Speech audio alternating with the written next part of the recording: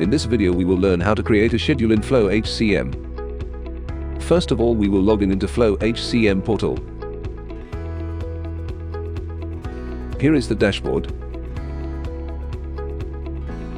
Click on the attendance module on top navigation bar. So here you can see schedule form. Click on the Add New Schedule button to create an employee schedule. Enter a schedule name.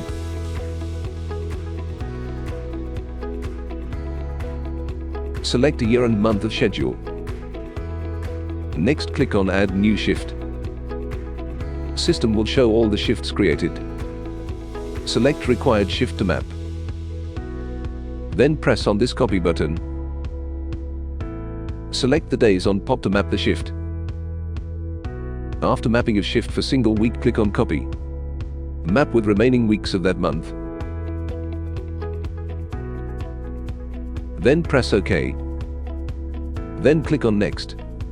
System will show all the employees if already present in this schedule. Click on Unscheduled Employees and select the employees to map the schedule.